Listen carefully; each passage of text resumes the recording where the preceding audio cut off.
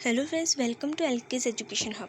Friends, आज की मेरी वीडियो क्लास 10th के स्टूडेंट्स के लिए है। आज मैं एक बहुत ही इंपॉर्टेंट टॉपिक लेके आई हूँ क्लास 10th के स्टूडेंट्स के लिए। आज का टॉपिक मेरा एसएसटी के बारे में है। आज मैं यूनिफिकेशन ऑफ इटली समझाऊंगी और इतने अच्छे तरीके से समझाऊंगी कि अगर आप उसे एग्ज़ाम में एज इट इज़ लिख के आते हैं तो इसके बहुत अच्छे नंबर मिलते हैं और बहुत अच्छा इंप्रेशन पड़ता है। तो चलिए फ्रेंड्स, स्टार्ट करते हैं हमारी video. So friends, unification of Italy पढ़ने से पहले हम पढ़ेंगे कि इसके जो मेजर ऑब्स्टिकल्स थे वो क्या क्या थे। सबसे पहले था कि जो रिएक्शनरी फॉरेन सुपरमेसी थी उसकी प्रेजेंस थी इटली में, और जो बहुत बड़ा ऑब्स्टिकल था। और जो लोम्बार्डी और वेनेशिया था वो डायरेक्ट कंट्रोल में था इन्हीं फॉरेन सुपरमेसी के, और जो मोडेना एंड टस्कैनी था वो ऑस्ट्रिया के प्रिंसेस के कंट्रोल में था। फिर pope wanted to made his own rule on his state of Rome. जो पोप थे वहाँ के प्रिस्ट थे, पुजारी थे, जिसको हम पादरी बोलते हैं, वो अपने रोम के स्टेट पे खुद का रूल रखना चाहते थे। Italy was mainly divided into 3 political units, which was a major obstacle in the unification। जो इटली था वो 3 मेजर यूनिट्स में बटा हुआ था, पॉलिटिकल यूनिट्स में बटा हुआ था, जो एक बहुत ही मेजर ऑब्स्टिकल था यूनिफिकेशन में। फिर after the fall of Napoleon, the federalistic and nobility sections of Italy wanted to reestablish federalism and land tenancy system because the nobility had the fear of losing their influence after unification. जो Napoleon था उसके पतन, मतलब फाल का मतलब पतन होने के बाद जो फेडरलिस्टिक और नोबिलिटी सेक्शंस थे वो इटली के वो वापस से फेडरलिज्म और लैंड टेनेंसी सिस्टम है उसको रिस्टेब्लिश करना चाहते थे। क्योंकि जो नोबिलिटी थी उनको फियर था कि अगर जो यूनिफिकेशन उनका जो इन्फ्लुएंस है यूनिफिकेशन के बाद में लूज़ हो जाएगा, मतलब ख़त्म हो जाएगा। National consciousness was not awakened in Italy so far. राष्ट्रीयवाद की भावना मतलब जो अपने एक स्टेट के लिए नेशनलिज्म होती है एक तरह से, जो वहाँ के लोगों में बहुत दूर दूर तक नहीं था। All the states had their own traditions and custom. जितने भी स्टेट थे उनके खुद के ट्रेडिशंस थे और खुद के कस्टम्स थे। और no state would like to stay in communion with another. कोई भी जो स्टेट था वो एक दूसरे से जुड़ के नहीं रहना चाहता था। फिर सिक्स्थ एंड लास्ट है, another obstacle in the unification of Italy was that there was no single opinion on the that under what ideology the unification should be performed. कि जो एक दूसरा ऑब्स्टिकल था इटली के यूनिफिकेशन में वो था कि किसी का भी सिंगल ओपिनियन नहीं था, सिंगल मत नहीं था, कि किसी का भी एक मत नहीं था कि किस आइडियोलॉजी के बेसिस पे ये जो यूनिफिकेशन है इटली का वो कंप्लीट होना चाहिए था। जो मेजिनी और गैरिबाल्डी थे वो इटली के यूनिफिकेशन को एक रिपब्लिक फॉर्म में कंप्लीट करना चाहते थे। लेकिन जो जियोवेल्टी था वो जो पॉप के अंडर में स्टेट था उनकी जो यूनियन की संगठन से इसको कंप्लीट करना चाहता था। तो ये तो थे हमारे major obstacle of unification of Italy. अब आएगा जो हेल्पफुल फैक्टर थे इस यूनिफिकेशन ऑफ इटली में वो। तो सबसे पहले उसमें कार्बनरी। तो कार्बनरी एक सीक्रेट इंस्टीट्यूशन था जो 1810 एडी में नेपल्स में इस्टेब्लिश किया गया। और जो जितने भी सेक्शन के पीपल थे वो सब इसमें इंक्लूड थे। मतलब इसमें ऐसे नहीं जातिवाद नहीं थी कि ये जाति के नहीं हो सकते, वो जाति के नहीं हो सकते, नहीं अमीर गरीब का इसमें कोई भेद था, लेकिन इसमें सभी सेक्शन के लोग इकट्ठे हो सकते थे। और इसके 2 मेन ऑब्जेक्टिव थे।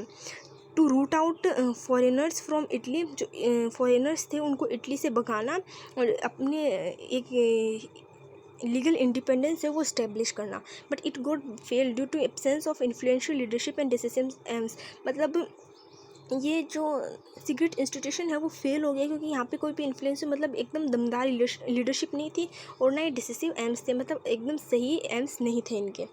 अब यंग इटली वो 1831 में मेजिनी के द्वारा इस्टेब्लिश की गई। तो Mazzini trusted in youth of Italy. His words were, if revolution is to bring about in society the leadership should be handed over to the youth because they have immense power in their hearts.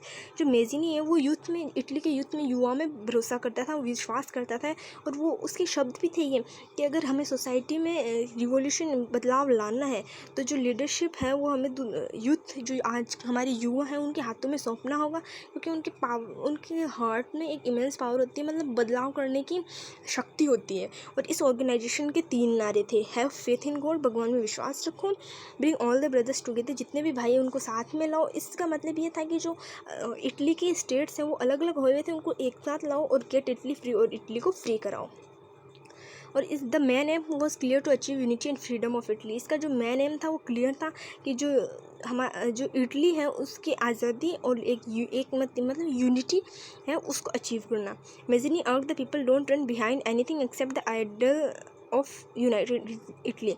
जो Mazzini है उसने लोगों से कहा कि आप पीछे मत भागिए, आप आगे आइए और अपना मत दीजिए कि आपके जितने भी मत थे उनको स्वीकारा जाएगा।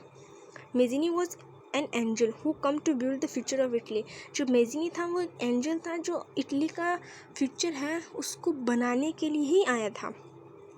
Southgate writes it was Mazzini who developed the spirit of freedom in his country में।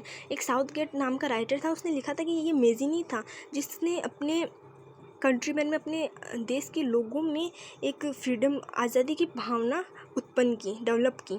सो he was not only military hero, he was a poet, idealist, thinker and harbinger of the revolution. तो इसके साथ ही हम कह सकते हैं कि जो मेज़िनी है वो सिर्फ मिलिट्री हीरो नहीं था, वो एक पोइट भी था, आइडियलिस्ट थिंकर भी था और इस रिवोल्यूशन का हार्बिंगर भी था। हार्बिंगर का मतलब है देवदूत, जो आपको नीचे दिखा रखा है। अब आता है काउंट कैमिलो। जो काउंट कैमिलो है वो डी केवोर के द्वारा इस्टेब्लिश की गई थी। He was born in elite family in 1810। जो डी केवोर था वो एक इटली के शाही परिवार में जन्मा था 1810 में। और he worked as an engineer in army. उसने एज ए इंजीनियर के पोस्ट पे आर्मी में काम किया था। Cavour believe that unification of Italy can only be completed under the leadership of Piedmont. जो केवोर था वो बिलीव करता था कि जो इटली का यूनिफिकेशन है वो सिर्फ और सिर्फ पेडमोंट की लीडरशिप के अंदर ही हो सकता है कंप्लीट, क्योंकि पेडमोंट उस टाइम का पावरफुल स्टेट था। अब Cavour become finance and industry minister in 1847 AD and Victor appointed him as a prime minister in 1852 AD। जो केवोर था वो फाइनेंस और इंडस्ट्री मिनिस्टर बना था 1847 में, और जो विक्टर वहाँ का जो राजा था उसने प्राइम मिनिस्टर उसको अपॉइंट किया इन 1852 AD। He was not only a politician, he was also a supporter of monarchy. वो सिर्फ पॉलिटिशियन ही नहीं था बट जो वो मोनार्की का सपोर्टर भी था। मोनार्की मतलब जितनी भी चीज़ें हों उनका सबका कंट्रोल सिर्फ राजा के हाथ में रहे। मतलब वहाँ का सबसे बड़ा जो इंसान है वो राजा ही हो। प्राइम मिनिस्टर, जो मिलिट्री का जो कमांडर होता है उन सबका काम सिर्फ राजा ही करे, वो मोनार्की सिस्टम होता है। तो ये जो डी केवोर था वो पॉलिटिशियन ही नहीं, एक मोनार्की सपोर्टर भी था। यहाँ पे internal policy reforms and foreign policy of Cavour made the unification of Italy completed. जो केवोर की पॉलिसीज़ थी, इंटरनल पॉलिसीज़ मतलब वो अपने देश के, अपनी इटली के अंदर की जो पॉलिसीज़ थी उसके रिफॉर्म से, बदलाव से, और जो फॉरेन पॉलिसीज़ थी केवोर की, उसने इटली के यूनिफिकेशन को कम्प्लीट किया था। केवोर वॉज ए पर्सन विदाउट हुम idols of Mazzini and bravery of Garibaldi was pointless. जो ये केवोर था वही एक ऐसा पर्सन था कि जिसके बिना जो मेजिनी के आइडल्स थे, विचार थे, और जो गैरिबाल्डी की ब्रेवरी थी, बहादुरी थी, वो पॉइंटलेस थी, मतलब कोई काम की नहीं थी। अब आता है कि केवोर बिलीव दैट, केवोर इन 3 बातों में बिलीव करता था कि only Piedmont Sardinia is capable for unification of Italy. जो पावरफुल स्टेट था पेडमोंट सार्डिनिया, वही सिर्फ इटली के यूनिफिकेशन के लिए कैपेबल था। Austria is the biggest obstacle. जो ऑस्ट्रिया था वो सबसे बड़ा ऑब्स्टिकल था, और Austria can not be rooted out without the foreign assistance. और जो ऑस्ट्रिया था कि फॉरेन सुपरमेसी के बिना उसको वो लोग इटली से नहीं निकाल सकते थे। No help was accepted by England because of non interference policy of England. जो इंग्लैंड था वहाँ उस टाइम सबसे ज़्यादा, इटली के अलावा सबसे ज़्यादा पावरफुल जो नेशन हुआ करते थे वो थे इंग्लैंड और फ्रांस। तो इंग्लैंड से इटली कोई जो मदद है वो एक्सेप्ट कर ही नहीं सकता था, क्योंकि इंग्लैंड की थी कि जो यूरोपियन स्टेट्स थे उनमें उसकी नॉन इंटरफेरेंस पॉलिसी थी, उसके कारण वो यूरोपियन स्टेट्स में कोई भी इंटरफेरेंस नहीं करता था। और जो फ्रांस है उसका सिंपैथिक एटीट्यूड था इटली के, मतलब वो सहानुभूति से उसने इटली की बातें सुनी, और जो फ्रांस है उसने इटली की हेल्प की। अब है assistance of Napoleon and attainment of Lombardy. Napoleon third stayed for a month near the border of Sardinia to enjoying vacation. जो नेपोलियन थर्ड था वो जो सार्डिनिया है उसके बॉर्डर पे रुका था, बॉर्डर पे था, अपनी जो वेकेशन है उनको एंजॉय करने के लिए। वहाँ पे जो ये लोम्बार्डी था वो बिना किसी इनविटेशन के, मतलब बिना कुछ बताए वहाँ पे पहुँच गया। और फिर a pact was signed as a result of the meeting of Cavour and Napoleon. एक ऐसा पैक्ट है वो साइन किया गया नेपोलियन और केवोर के बीच में।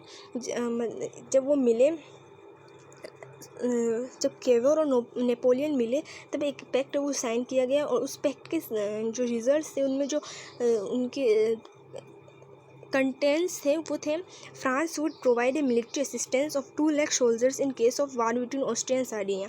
जो फ्रांस था, नेपोलियन तो फ्रांस का था, तो जो नेपोलियन फ्रांस का किंग था, तो फ्रांस ये जो एक उस पैक्ट में साइन हुआ था कि जो फ्रांस है वो 2 लाख जो सोल्जर हैं उनकी मिलिट्री पावर है वो देगा सार्डिनिया को, जब सार्डिनिया और ऑस्ट्रिया के बीच में लड़ाई होगी। और नेपल्स और सिसिली है वो पोप के स्टेट्स ही रहेंगे, जो वहाँ के प्रिस्ट थे उन्हीं के स्टेट्स रहेंगे, नेपल्स एंड सिसिली। थर्ड था Lombardy and Venetia will be given to Sardinia. जो लोम्बार्डी और वेनेशिया स्टेट था वो सार्डिनिया उसको दे दिया जाएगा। और जो territories of Nice and Savoy will be given to France. और जो नाइस और सेवॉय की टेरिटरीज थी वो फ्रांस को दे दी जाएगी। और Victor Emmanuel will marry his daughter to prince Jerome Bonaparte. जो नेपोलियन बोनापार्ट था उसका जो बेटा था जियोरम बोनापार्ट, तो जो इटली का किंग था, वहाँ का शासक था विक्टर एमेनुअल, वो अपनी बेटी की शादी उस प्रिंस जियोरम बोनापार्ट से करेगा। अब main phases of unification of Italy. ये जो फेजेस है वो मैंने एकदम शॉर्ट रूप में बताई है, लेकिन अगर आप ऐसे लिख के आते हो तो इतना बड़ा हो जाएगा ये। अगर आपको ऐसे पूछ लें कि explain the unification of Italy, तो आप अच्छे से लिख सकते हैं। और आप इसको एक्सप्लेन नहीं भी करेंगे तो आप वो जो एग्जामिनर है अच्छे से इंप्रेस होगा। तो हम पढ़ेंगे main phases of unification of Italy. तो जो पहली फेज़ थी इटली की यूनिफिकेशन की वो कंप्लीट हुई थी ज्यूरिख की ट्रीटी के साथ। और जो revolt of the people of central Italy, जो सेकेंड फेज़ थी वो जो इटली की सेंट्रल इटली के लोग थे उनमें आपस में रिवॉल्ट हुआ था, लड़ाई हुई थी। और through a referendum Parma Modena Bologna were merged in Italy. एक रेफरेंडम के थ्रू जो परमा होडेमा और बोलोग्मा था वो इटली में मर्ज कर दिए गए। अब था कंट्रीब्यूशन ऑफ गैरिबाल्डी। जो गैरिबाल्डी का कंट्रीब्यूशन क्या था कि 5 मई 1860 में गैरिबाल्डी ने सिसिली पे अटैक किया और एक मतलब विक्ट्री हासिल कर ली, जीत गया। और उसने वापस सिसिली को तो ऑक्यूपाई कर ही लिया, साथ में उसने नेपल्स को भी ऑक्यूपाई किया। और इसी surrendered Sicily and Naples to Emmanuel. जो इटली का शासक था, रूलर ऑफ इटली, उसको उसने नेपल्स और सिसिली वो दे दिए, सरेंडर कर दिए थे। Naples and Sicily were also merged in combined Italy. जो कंबाइंड इटली थी इतनी, उसमें जो नेपल्स है वो नेपल्स और सिसिली उनको भी मर्ज कर दिया गया। अब है मर्जर ऑफ वेनेशिया। वेनेशिया का मर्जर कैसे हुआ, वेनेशिया कैसे इटली में शामिल हुआ। During war between Persia and Austria. जब पर्शिया और ऑस्ट्रिया के बीच में वार हो रहा था तो Italy gave military assistance to Persia against Austria. जो इटली था उसने मिलिट्री असिस्टेंस दिया पर्शिया को ऑस्ट्रिया के अगेंस्ट, और पर्शिया ने ऑस्ट्रिया को डिफीट कर दिया। और पर्शिया ने ऑस्ट्रिया को डिफीट कर दिया, हरा दिया। और क्योंकि उसने इटली ने एक मिलिट्री असिस्टेंस दिया था पर्शिया को। और इसके बीच ही ना ट्रीटी ऑफ प्राग हुई थी, जिसमें जो वेनेशिया है वो इटली को दे दिया गया।